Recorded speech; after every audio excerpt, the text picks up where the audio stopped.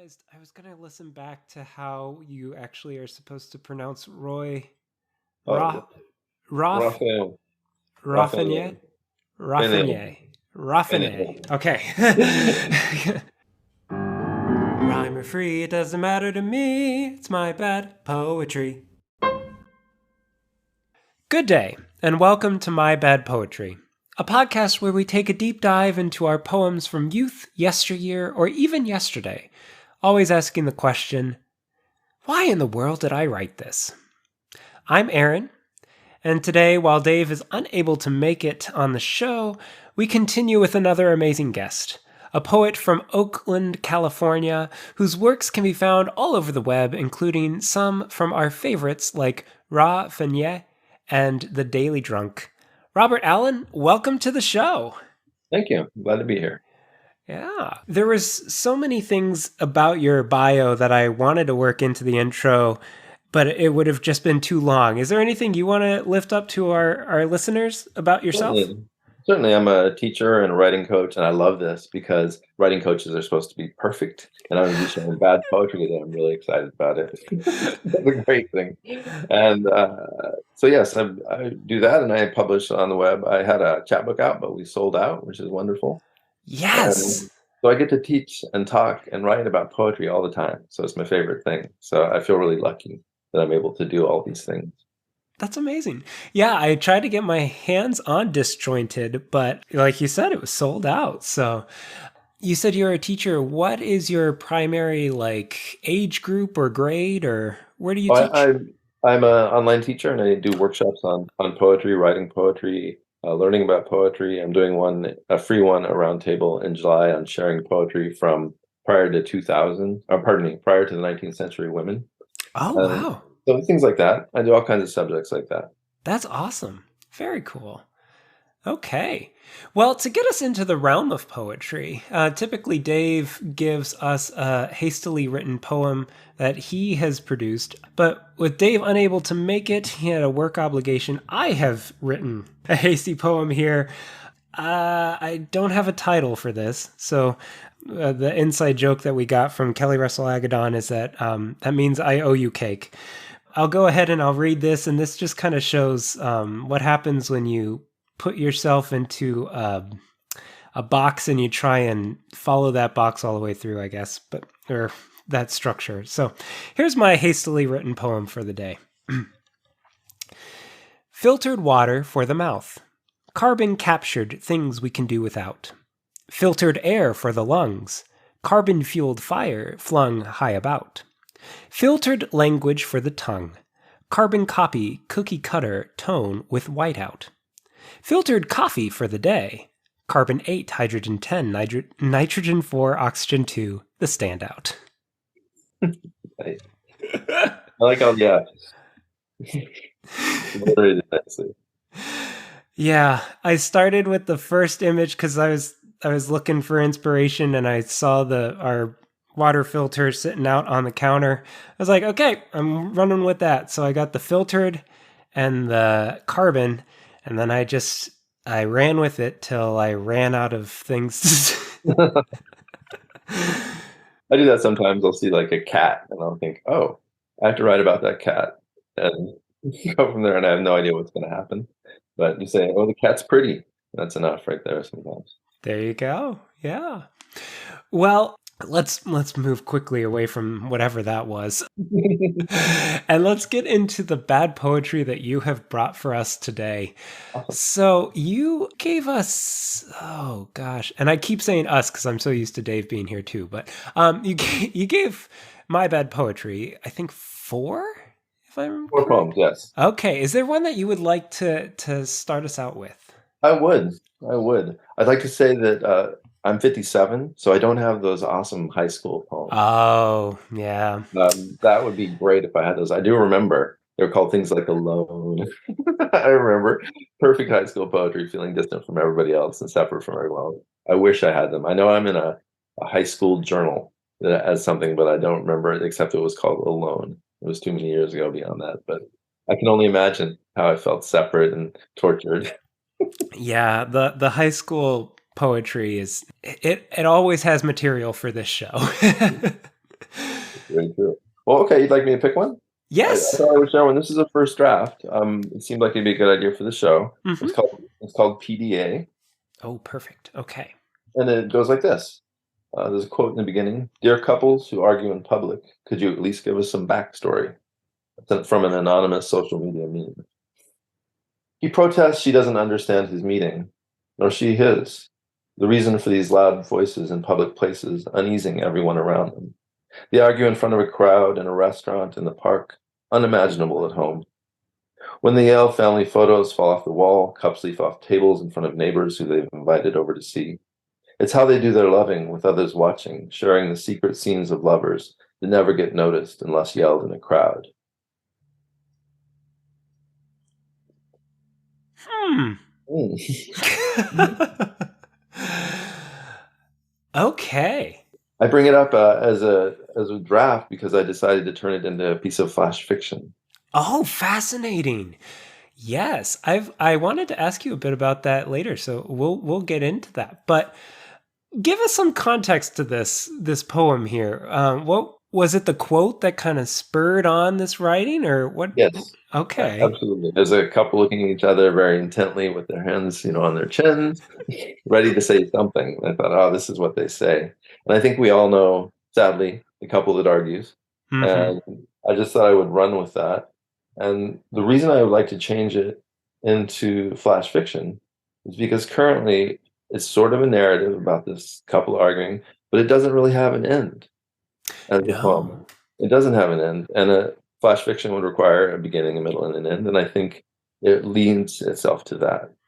Um, I can see that. Yeah, it kind of when you got to the end, I mean, it left wanting. There was there was no resolution, and I suppose poems don't need to have that. But I was very curious as to where's the backstory? What's the context of this? How does it resolve? exactly, and without that resolution, that's why I think it's bad for me. Is it sort of just sits there, and you're like, okay, what next? So I think if I can do a story with them in 350 words, I like microflash. I like very short stories. Having them, sitting at home arguing in front of the TV by themselves, a moral ending, something like that. Oh, okay. Yeah. So I put in our working document here of a question of you tend to write your poetry utilizing very short lines and frequent breaks when I was looking at the stuff that you have published. And you have some flash fiction out there on the web. And so my question was, is there a way to differentiate from like prose poems and flash fiction? That's a question that there's not a lot of agreement on. I've heard Okay. a lot of people talk about it. Prose poems started from the 19th century, and they're compact little poems that have, the compaction of a poem and the heightened language. And I would call that a prose poem, but it doesn't really have a story necessarily. Whereas flash fiction is going to have a story. It's going to have a beginning, a middle, and an end. Without it, it's going to not make any sense. You can't just have the middle of a story, for example, but you can start in the middle of a poem, and you can start there. Yeah. So that difference, I think, is the heightened language, and one's like a poem, and it can look a certain way, usually like a little box, Hmm. when you see them. And flash fiction allows, I think, more openness and creation of like character development. Even in a microflash piece of like 350 words, you can develop a character. Sure. Yeah. So this poem here, you really are kind of entering into a scene, Hmm. and it's just a snapshot. So that's what you're finding lacking in this is Yes, I get exactly. yeah, yeah. Because some snapshot poems are fine, some beautiful image that sits on itself, but this one, it just lacks resolution and isn't always relatable. And I really believe in relatability of poetry, even if it's really dark, like bad Mm. poetry can be. We can all relate to that. We can all relate to that bad poetry part of, high school talk in the dark, just writing it out, writing on it, putting our blood on the paper. Um, so I'd like to get more resolution with this, yes. Now, I have a question about the scene that you've kind of created in this poem. They argue in front of a crowd unimaginable at home. Hmm. And you had that in your flash fiction, you'd probably have kind of an argument in front of the TV alone Hmm. as kind of a resolve. So Are you envisioning that this is a way that they, healthy or otherwise, tend to deal with disagreements is to have it out in the open? Yes. And in a story, I'd be able to reference that better. So I'm glad you said that. Exactly what the thing I would like to say. Okay. But there's some empowerment that they have by doing it in the open, or some safety. I'm not sure. Sure. Yeah, I mean, I have heard that if you have those disagreements in public, it can be safe for one or Mhm. both. Yeah, Absolutely. that's very Absolutely. true. Yeah, so you are touching on some darker, I mean, potentially darker imagery Mhm. here. Absolutely. My Yeah. someone asked me recently, they said, "Are you really that unhappy?" Because I think poetry is a great place to explore inner life and even explore really dark stuff. And so I do a lot. I would say probably 85% of my poetry is sort of dark in its own way, dealing with illness, anxiety, being alone, as I said. Those subjects come up a lot in my poems. So sometimes I have to experiment and like lighten up a little bit. Sure, sure. So why PDA? Public display of affection. But they're arguing. Exactly. I like that's how they display their affection. I don't know. I need to get into that part more as well, but I think that's how they say I love you. Ah, okay. So they I'm trying to think of a more nuanced way of I was gonna say something of like they get off by the public Yeah, attention. exactly. That could be better related, I believe, in a piece of fiction, in a piece of flash fiction. Yeah. That's why when I wrote it, I kept writing. I was going to make a sonnet. I thought this would be a fun experiment, make a sonnet. Oh, okay. And then as I was writing it the other day, I thought, no, no, this would be better, and the possibility of just having more depth, if it was 350 words instead of, or 400 words instead of a poem. This is fascinating because with options like microflash, you have the capability of taking a rough draft in one genre and completely flipping it. Absolutely. Is there like a switch? Is there something? I mean, for this one, you mentioned how it just kind of seemed to lack a resolve. hmm But are there moments when you're like working on maybe a flash and you're like, you know what, this would be better as a poem? How do you differentiate that? Ah, this is funny. I must say I'm fairly new to Flash. Okay. Two pieces published, and I really enjoy it. In a sense, I'm studying it right now and enjoy Okay. it very much. But recently, I wrote a piece of Flash and read to my poetry group and got some good feedback, and turned off Zoom and turned it into a 4-line poem.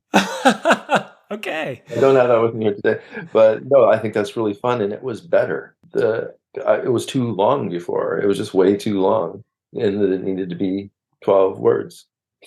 So why not? I write a lot of micro poetry as well.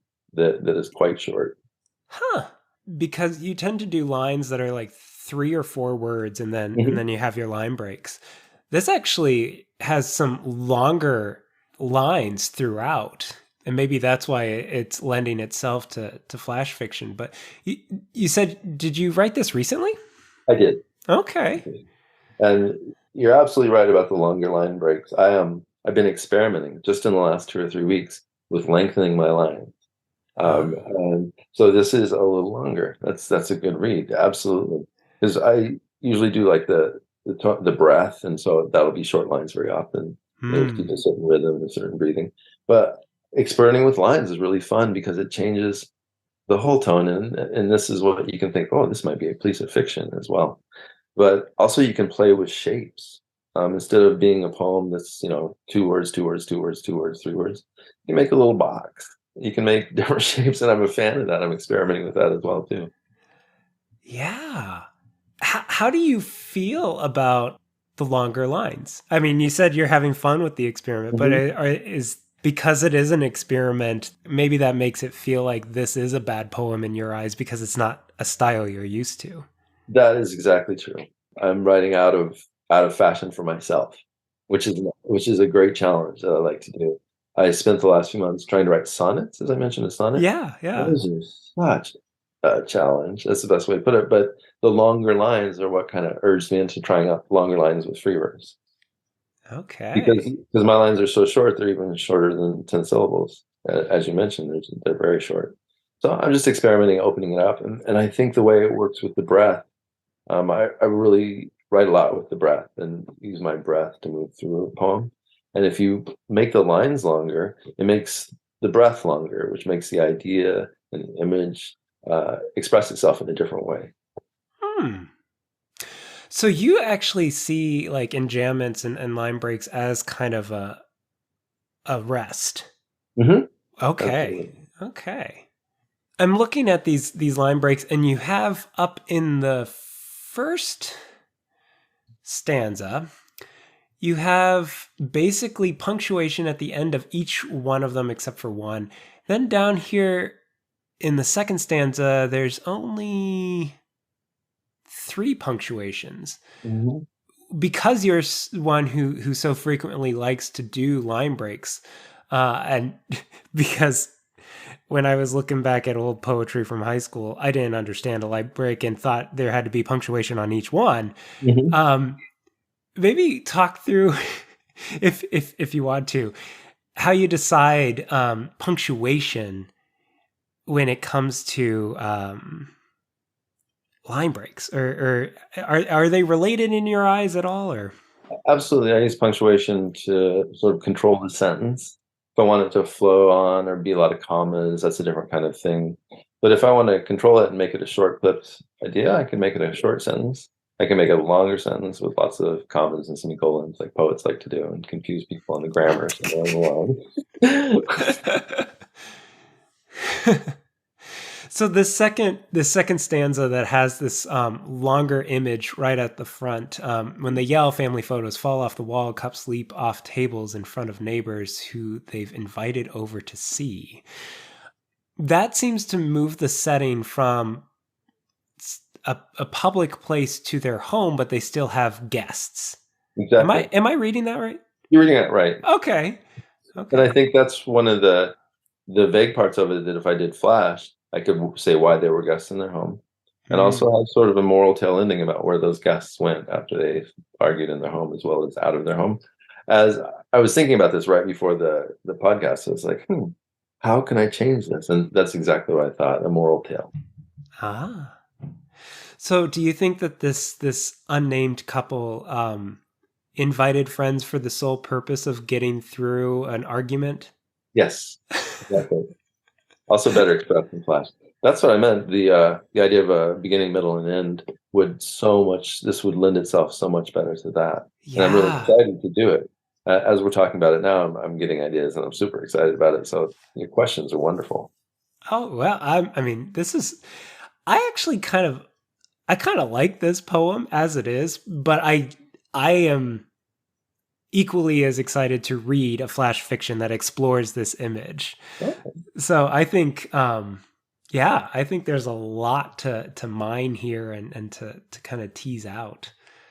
So this was a rough draft that you have written very recently, Mhm. and that you want to just kind of flip on its head and create flash fiction with. Absolutely. And again, flash fiction is a new genre for me, and so I'm sort of stepping through it with wonder, but also learning. So Sure. I have a curve I'm still on, and I'm enjoying it. The idea of that first sentence in prose, you got to catch people with the first sentence, and you got to keep them involved in the story, and you have to be relatable, and you have to want them to finish the story. That's all new to me, but I'm enjoying doing it very much. Nice.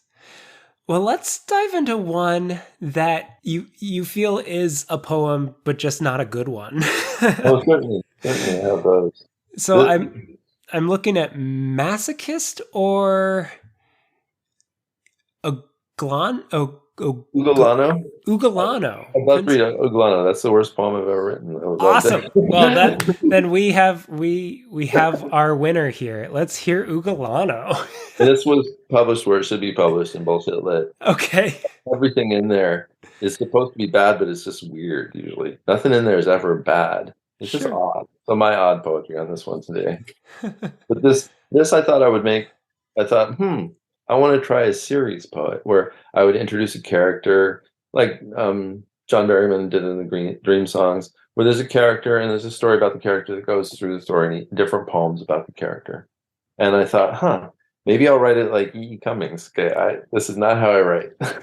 so, so I got those two together. I put like an odd character and E. E. Cummings and made these odd line breaks, and I'll read it for you. It's called Ugolano, Prince of Misfits, wherein we meet our cast of characters. Ugolano yawned. Misfits have no idea what to do. Sitting on uncomfortable chairs symbolizing soul ache, the misfits stutter in their shoegazing and needs of things introvert.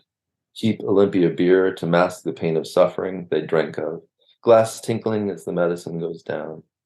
Ingolano sniffed the misfits. They smelled odd, fierce. Ugolano knows them seeking something sugary but smelled of bland boredom and old clothes. Misfits born out of time, simply in the wrong zone or hometown. The prince bundles his cold, sniffing dull, thinking all the while of his kingdom and who peopled it. One final scentless sniff, Ugolano fell in his bed a stone, tired. En revoir. Now we have met Ugolano and his sad cast. Now they have met you openly, all scent shown, today a sniff and snort. Makes me laugh. Okay. So how did this poem got published? Did you explore Ugolano anymore? Did you try and flesh out this cast of characters? I did not. Okay.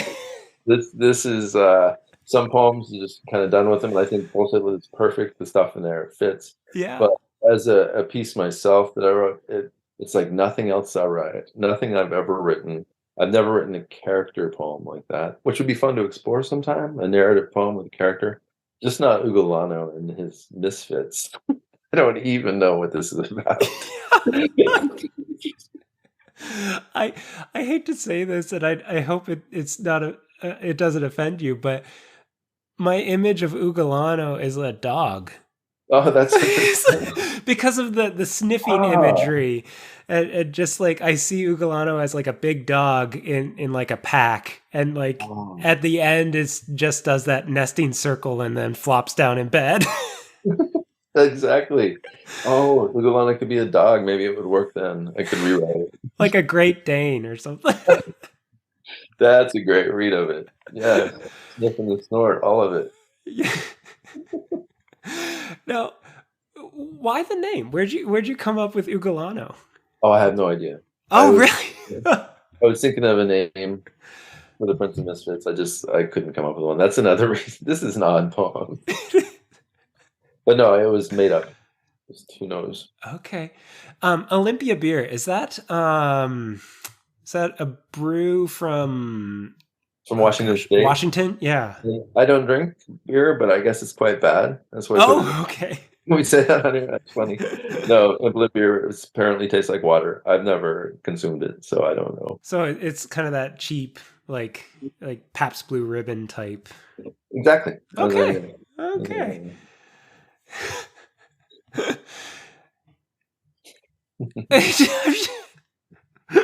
I'm just looking at it and laughing. Yeah. Um. So you said you were playing with some E. E. Cummings Mhm. inspiration here. Enlighten me on that, because I mean, as kind of a novice, my understanding of E. E. Cummings is just the uncaps capitalized things. Mhm. Oh, So, I see. but I'm seeing kind of lots of capitalized. So I'm wondering what was your experimentation with? What I like to say is bad. E. Cummings, like it's really that bad. He experimented with, or used all the time, very short lines and odd line breaks, very odd, very often syntax and grammar, and sometimes the periods, commas, semicolons are very interestingly placed. I tried to do that in this poem with lines like "there's shoegazing and needs of things introvert," and then things in parentheses after that. Cummings did that a lot, and so, but I did very bad Cummings because he beautifully alliterated it and wrote beautiful poems, and I just thought I would give it a shot. Yeah, you tried. Oh, wow. Au revoir. Is that French? Yes, it is. It's at the end of a piece where you're going to sort of finish it out, and this is how we end. Is the end line. Oh. So Ugolano has fallen into his bed tired. Mm-hmm. And now we finish with That was it. you have met this prince and his sad cast. Exactly. And my wish when I wrote it is then he's going to wake up and I'm going to write more. But this poem basically will stay in Bullshit Lit. I'm very happy and proud of that. But there will not be a part two. I won't follow up with it. It was just a fun writing experiment that turned out in a really fun way, I think. Yeah. Yeah, it's really fun that you're bringing something. This might be one of the first times in which you're bringing kind of a finished product that's published in as like this is poetry, and yet you consider it quote unquote bad in Mm-hmm. like your style, your sense of things, because like you said, it's perfect for Bullshit Lit. It Exactly. fits their style perfectly, and yet it doesn't inspire you to continue with this cast of characters at Yeah, all. exactly. I imagined them and I could see them, but I decided that if I was going to do a cast of characters, it would not be Ugolano and his friends. It would be something else. Something more accessible, something more relatable, uh, something not bad. Again, I'm stuck with the dog, so I'm thinking like Oliver and Company, but like the Disney cartoon, but with a name like Ugolano and references to like a kingdom and the Mhm. misfits, it almost has a kind of a fantastical feel. So when you imagine this cast of characters, is this set in like a land once upon a time, far, Gothic, far away, or Gothic Europe was my thought. Gothic Europe? I Okay. see like Italy and the dark, the dark where they live and the misfits, and Okay. I see, yeah, very old, very ancient. But even though I have to say, even though this is Olympia beer, that was on purpose. I do imagine it much, much older than Olympia beer. Sure. Yeah. It's kind of that time outside of time, kind Mhm. of that. Yeah.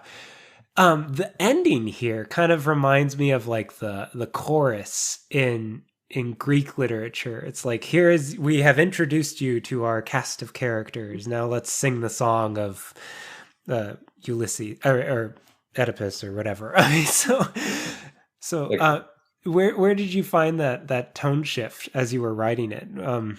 oh, of myself versus the character. Yeah, Just classical poetry. I thought it would be sure, fun to sure. just finish it up by saying, "Now we've met them," and we do so.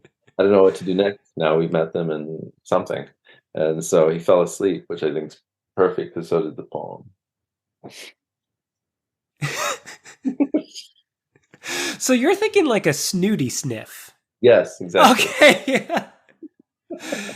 That makes sense. That makes sense. Kind of a turn up your nose like, oh, I got a cold, so that was a gross sounding sniff. But I get this is fascinating. I just read that middle line Ugolano nosed them seeking Mhm. something sugary, and that's where immediately it turned to dog for me. But And maybe that's why with poems sometimes I'll keep some parts and use them later, kind of slash poem. Maybe I'll turn him into a dog and write something that makes sense. you have the Misfits as kind of its own cast here. Hmm. In your initial kind of writing of this, if he's the prince of the Misfits, is this kind of like Robin Hood and the merry men of what is that? The forest? I mean, or like what who are the Misfits? Oh, it's just funny that you would ask. I never even mentioned this to anybody. Um, I thought it was a bunch of poets. Oh. Like, who's more of a misfit than a poet? I mean, and so that's kind of I started with that as an idea. But I never mentioned who they were. But yeah, it's a group of oddball poets because all poets are oddballs, and we love to geek out on poetry, and so we're all geek oddballs. It's not a bad thing. Yes. It's just who we are. I love that actually. I mean, with all the guests we have brought on, it's like yeah, this is a colorful cast of misfits, and it's just perfect because, like you said, it takes an oddball sense of things, I think, to be a poet in the best Hmm. way. Hmm. Yeah. Well, that's fun. Now, when you were reading, you dropped a word, and I don't know Oh, if did that I? was, yeah, you said it was sitting uncomfortable chairs symbolizing, sitting on uncomfort chairs symbolizing, Mhm. and in the version you gave me, it's sitting on uncomfort able chairs. Right. I don't know if I was punning. That's another part that doesn't work in the poem. So you're excellent pointing out the parts that don't work. That part does not work at all and comes across poorly. And another reason I think this is, I hope a perfect poem for this show. It is. Yeah. So, what were you trying to get out here? I was trying to suggest that just like the line break it's uncomfortable from uncomfortable, but it doesn't Uh, it doesn't work. It doesn't work. so, so you're referencing an uncomfortable line break with the Yes, word exactly. uncomfort. Exactly. Ah, that's a bit on the nose. Anything else you want to share about this poem? Kind of where it came from? Actually, yeah, it was just this idea to write a series poem. It's nothing more than that. And Sure. now discussing it with you, I want to go back to not this, but a different style, the way I normally write, and see if that works. I think it'd be fun to write, 20, 25 poems about the same person or the same character idea. That Sure. sounds challenging as can be, but I think it'd be great fun. Yeah.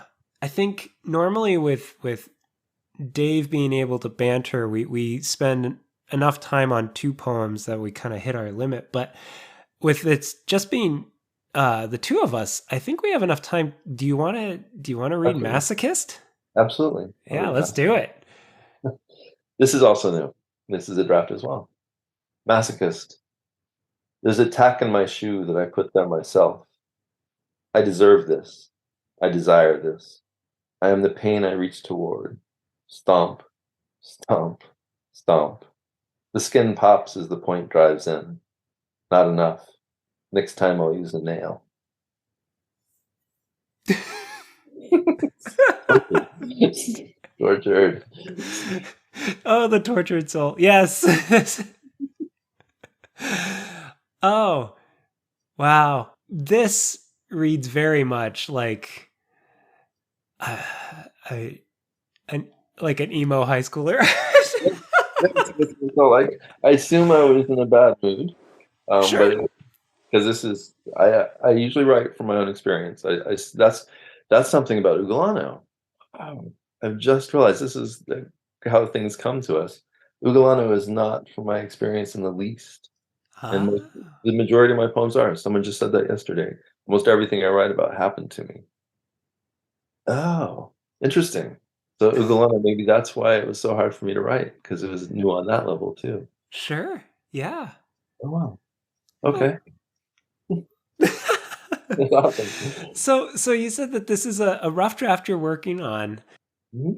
I mean, as far as context goes, and perhaps this is not something you wish to share on podcast, but like, was there something that you deeply regretted or that you were ashamed of on the day you wrote this? Was this a moment where it's like, wow, I really messed up?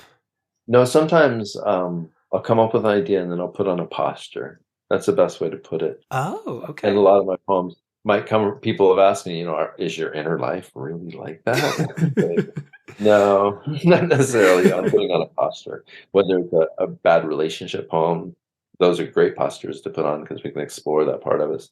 Bad day poems. This was a bad day poem, is what I would call it. There's a tack in the shoe that I put myself. I'm sure there was something at the time that sparked that I did something that was bad for me in the long run. Hmm. So, I decided to write a pain on it. I don't think I deserve it. I don't think I desire it.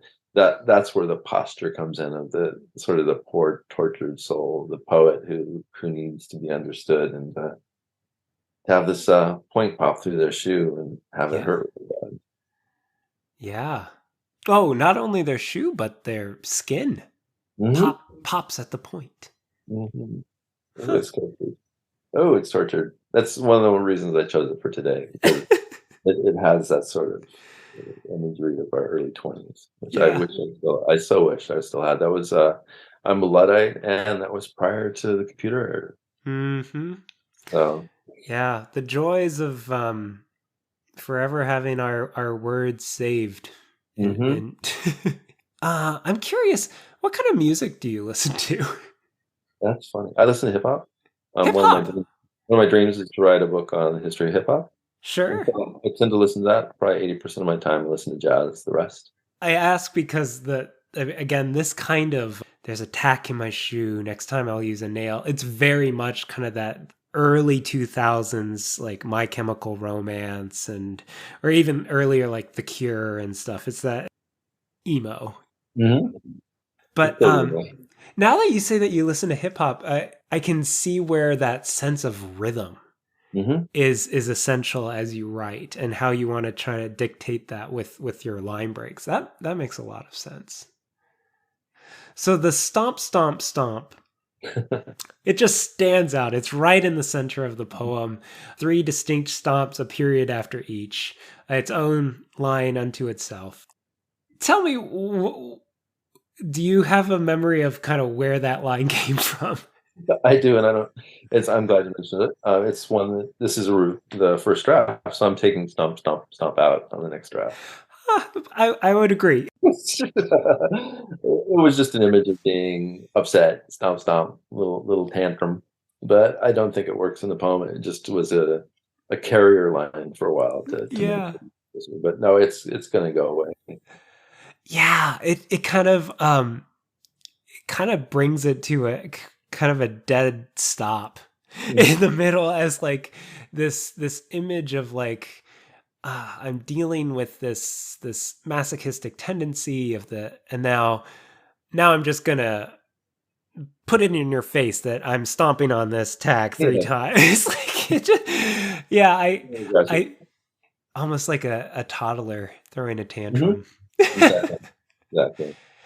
Now the I won't say the twist at the end, but kind of the fun little, maybe not fun. That's the wrong term for this imagery, but the tack not being enough. Next time I'll use a nail.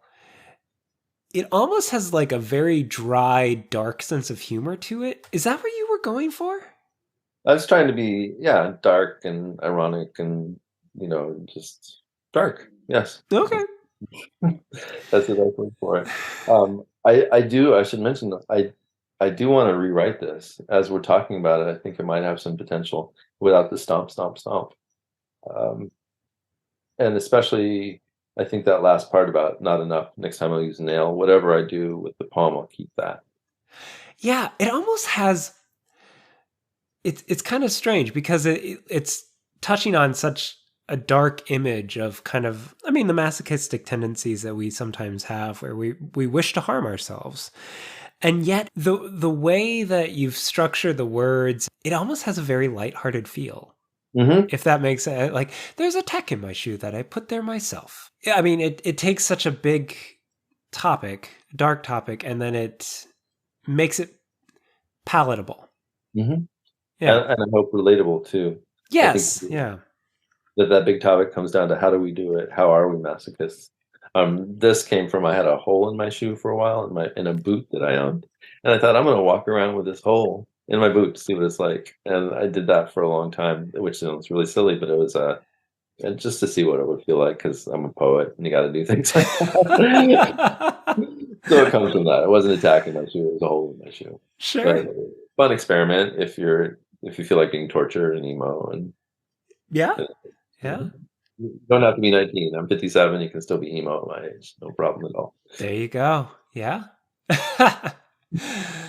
Well, Robert, as disjointed as this interview has been, we have come to a fitting end. But we here at My Bed Poetry, we end each week with the words of a true poet. So before you go, would you be willing to read for us another one of your poems today? Yes, of course. Thanks. This one is called Ache. Nighttime and TV shining blue-black ether into midnight. Everyone's asleep and I'm lonely watching an old movie where lost lovers find each other again. And suddenly I miss you like laughter and sorrow, like a gut punch that pulls away the breath. I will see you soon, love, and we will bruise the night together. Mm.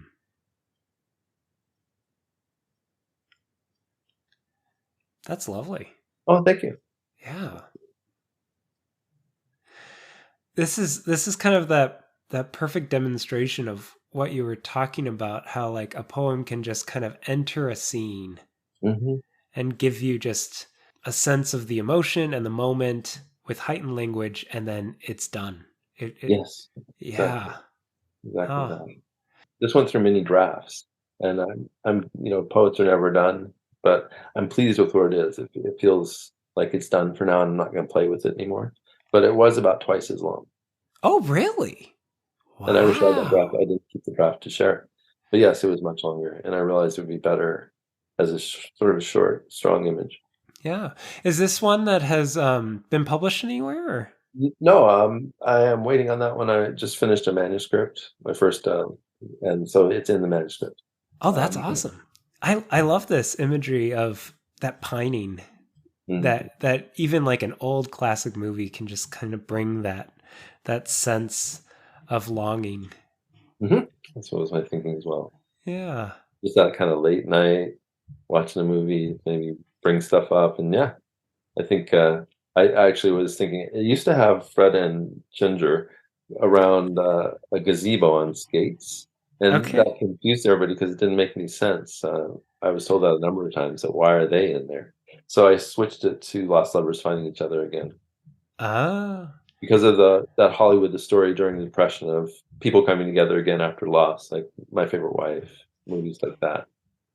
Is So is My Favorite Wife the Fred and Ginger one you were referencing? no, it's not. That was Cary Grant. No, but classic era movies where people would be separated and come back together again is a theme I really like. Sure. Sure. Yeah, I'm trying to think. Fred and Ginger, I mean, I know Top Hat, Mhm. but that might be the extent of my knowledge. I feel like I've seen a couple of theirs. My sister has seen all of the Fred and Gingers, but anyway, this has been a lot of fun. Yeah, it has been. It's been very fun. Hopefully, next time down the line, we'll have Dave on as well. But you are more than welcome back, Robert. Well, This thank is you. this Thank has you. been a blast. This has been My Bad Poetry. Now go write some of your own bad poetry.